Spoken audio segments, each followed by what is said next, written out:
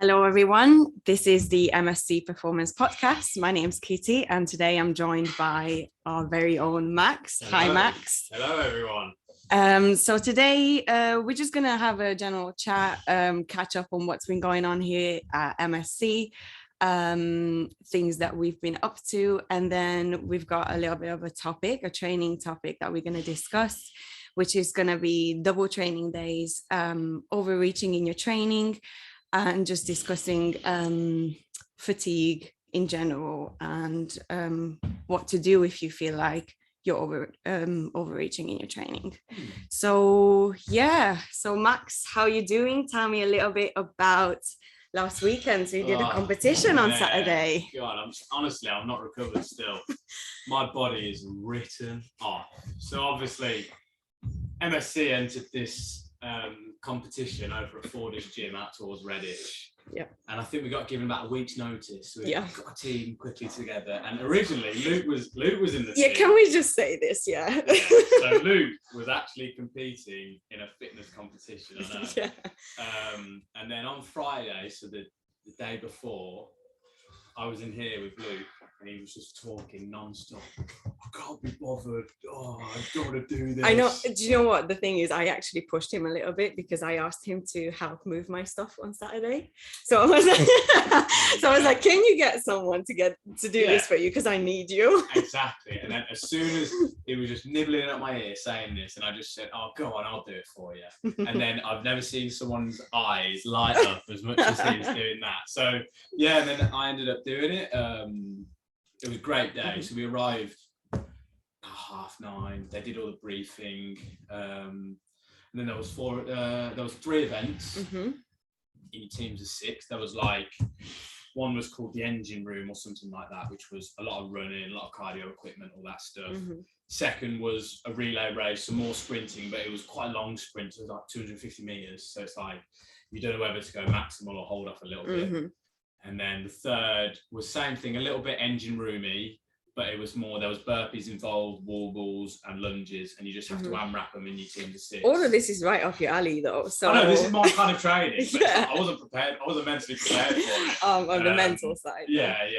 And we did those 3 events, and then we were all saying because if you come in the top 5, I think it was, you go through to a final event.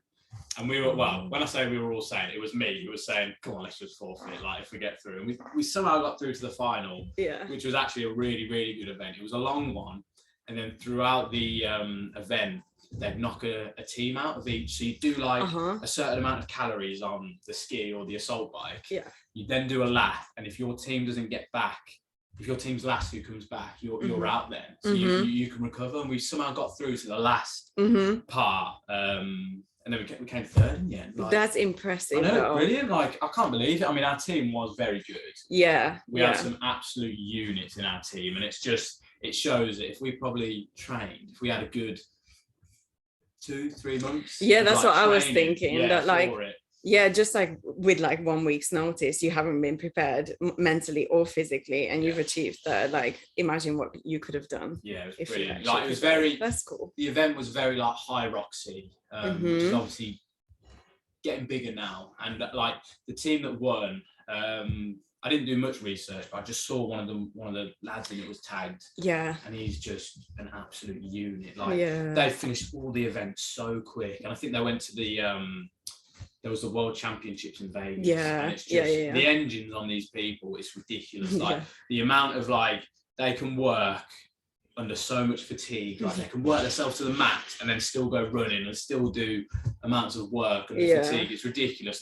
If you want to do that kind of stuff, you've got to get used to training in that red zone. Yeah. You're literally fucked. And then you're fine with doing another 10, 15 burpees or something. Which, definitely. Yeah, which I think we were good at, to be fair, but it's they were on a different level. So, that was my weekend. So I'm still. Have you trained since? I'm going to try one today, so it's Tuesday. I'm going to try, but it's still my arse is hurting the most because we did so much lunging. Yeah. And we did it quick. So my arse. And the sprinting and all of that. Yeah, it's just I'm in agony. That was my weekend. How's your training going? Short and sweet. Shit. Yeah. So in terms of I don't know if members or listeners know, I am on the Barbell Club programming myself as well. So in terms of that, I am progressing really nicely, like on a weekly basis. Not to big the Barbell Club up a little bit, but it's a really good programming, honestly. Good, yeah. It's very good. So in terms of that, I am getting stronger, heavier lifts on a weekly basis. So I'm really happy with that. I also have no pain or anything, no injuries. I had I would say like a chronic lower back pain since I was like 17 years old. And every now and again it really flares up. But since I've been in a program for like 2 months now, I think, I haven't had any pain. So that's amazing. But I'm also doing some Olympic weightlifting, which I'm really not happy with. Not enjoying it.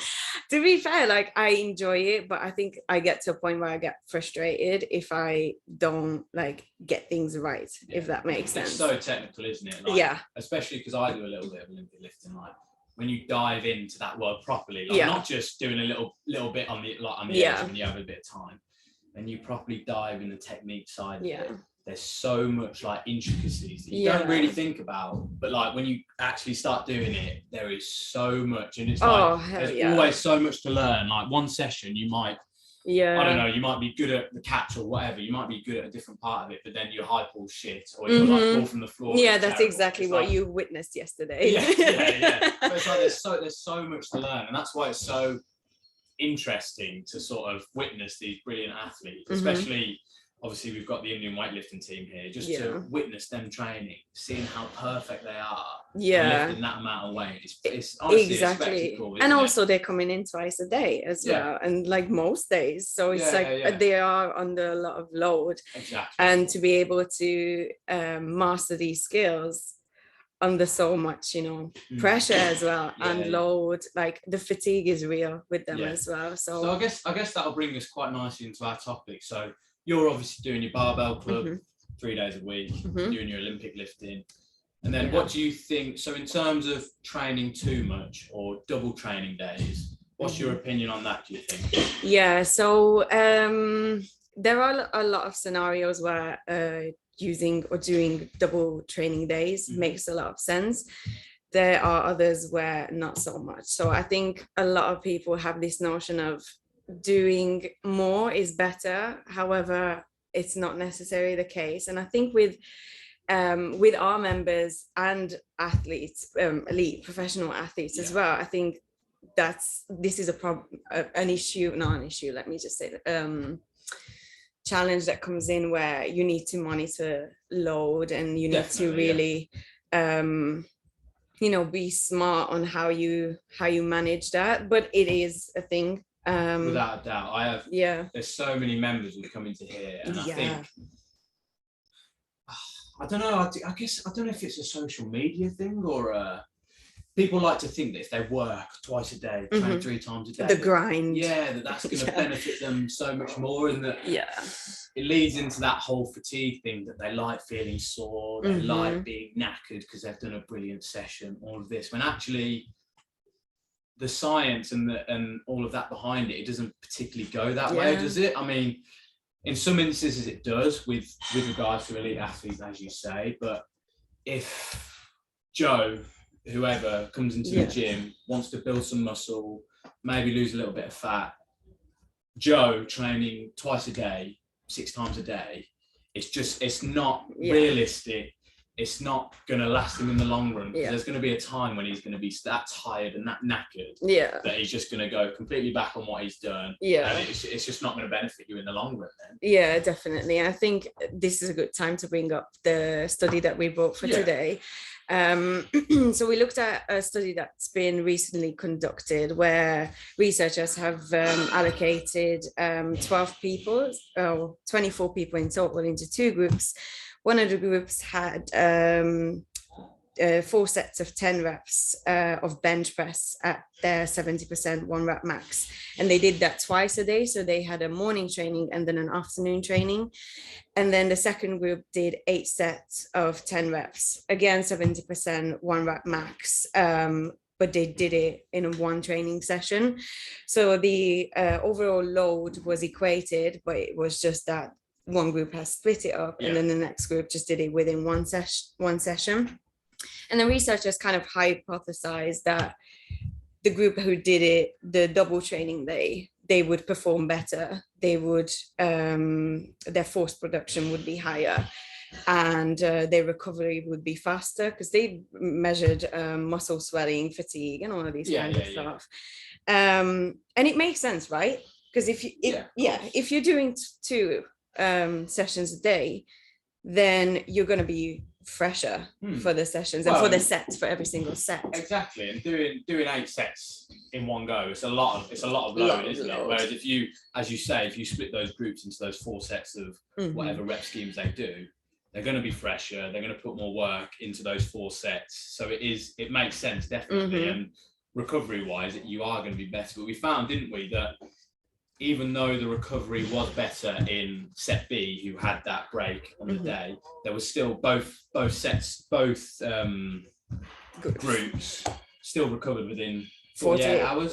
So that's still an ideal recovery period. So that's sort of a limitation of that study, I'd say, isn't it? I would reckon I completely agree with you. I feel like, yes, you might have recovered a little bit better, but 48 hours is just the right time. And it's putting this study into real life people. So I think who would Joe, who I've spoken about, Joe is not, just for the record, we don't have a specific member that's called Joe. We're not talking about him. I just like Joe is not going to come into the gym probably on a Monday morning before work, do half of his session, and then he's not probably going to come in. He's not going to come in on the evening unless he loves it, and then do half the session. Then Joe is going to come in, probably do his full session in either the morning or the evening, and then go home like most people. But it's working out how much load to put through Joe so that he's not too tired, so that he's not too fatigued, so that he's not too sore,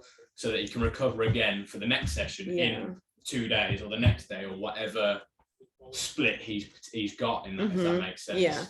Although just on that, I think that because you just said this example that they would do one half of the session in the morning, one half on the evening, I think that there are scenarios when that makes sense. For example, when the overall number of training days are limited.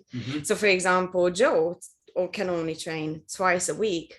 For him, that might work, if that makes sense, to come in morning, evening. So he's getting 4 sessions in total in the week.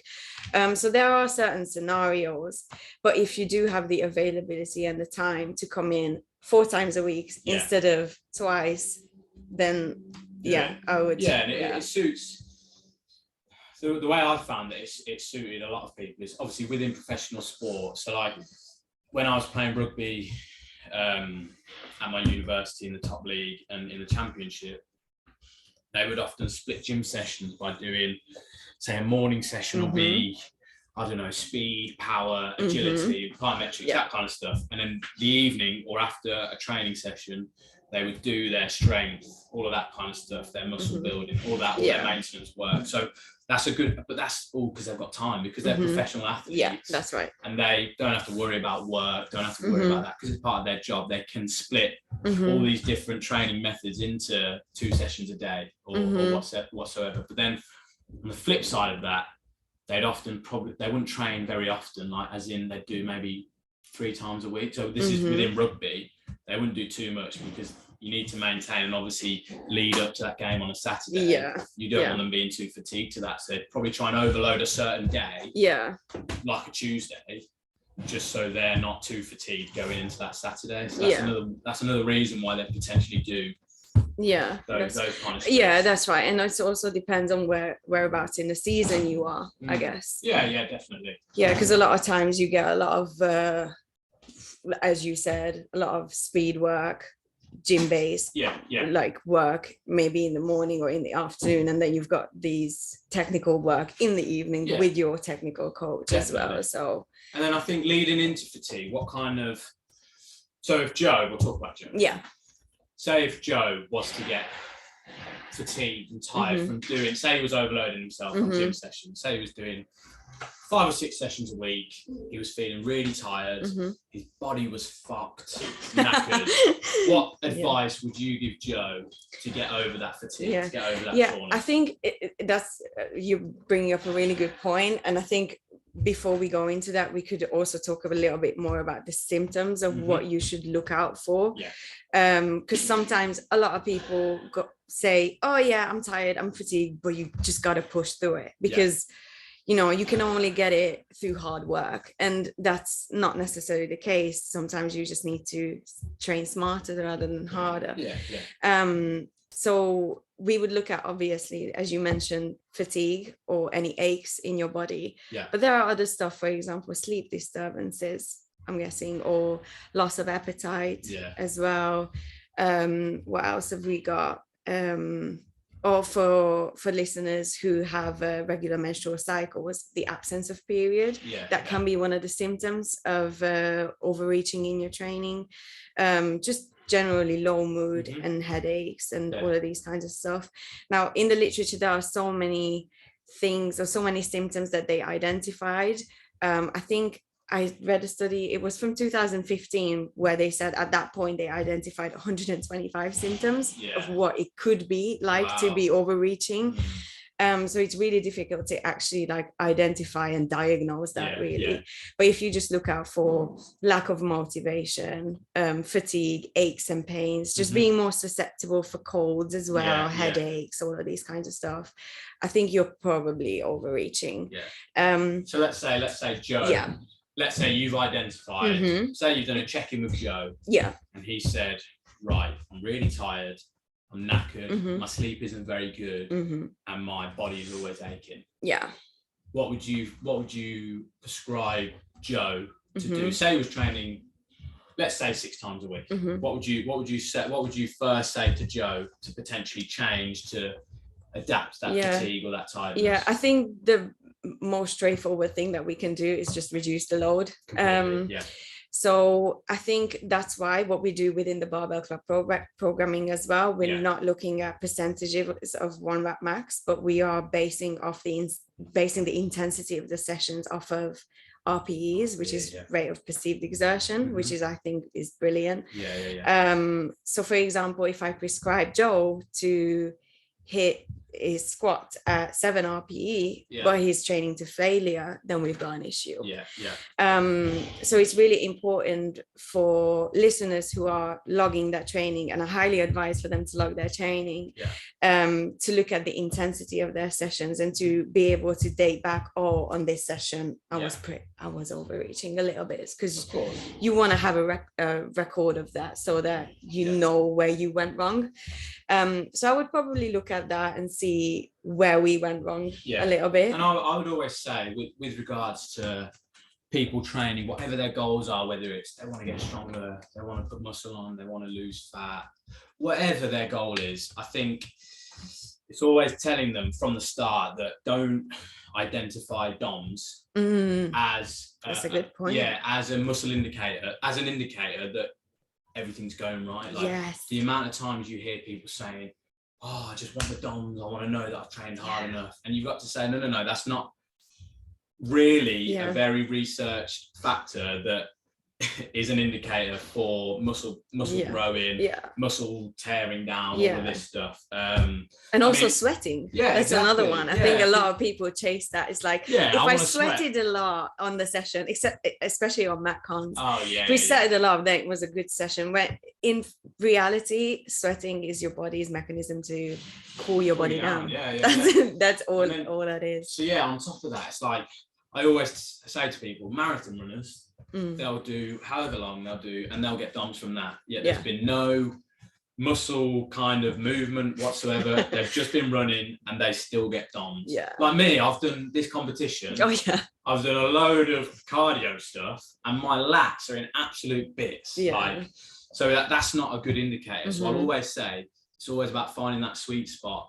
So like whenever you're training, you want to find that spot that you train into good intensity, whether you're using RPE, reps in reserve, any of these kind of methods, and you want to find that sweet spot that you can train to that right intensity, but then still be quite fresh the next day. Obviously, there's going to be weeks where you're going to push that intensity. If you are going for heavy weeks, depending on new exercises. Exactly, and your body will adapt as it goes. But it's just finding that sweet spot so that you can come back fresh. So that if you are training 4 times a week, you're making sure that you are fresh 4 times a week. Right. Like it's as I say, finding that sweet spot. Definitely. And I think another factor that can come into play in this scenario is your nutrition. So depending on whether you are tracking your nutrition or not, or paying attention to it or not, if you are overreaching, it is a good idea to up your protein a little bit, just for that muscle repair, because protein helps with that. So I would probably recommend increasing protein intake, maybe carbohydrate intake as well. That would help. And then another aspect, which is very underrated, I would say, is sleep. Isn't it? I mean, Joe's going to be sorted after this. Definitely. Joe will be sorted. He'll be fresh. Literally in no time. Time. So just make sure that you're paying attention to your sleep, because disturbances in your sleep can lead to hormonal changes. Obviously, your stress hormone, which is cortisol, is going to be through the roof, which is going to obviously affect your training. So just paying attention to that. You're just having, I normally recommend to my clients to have a good bedtime routine. It's crazy how big of a difference it can make for you to slow down before bed 1 hour, even if it's just half an hour, just slow down a little bit, dimming the lights. I have a problem for that.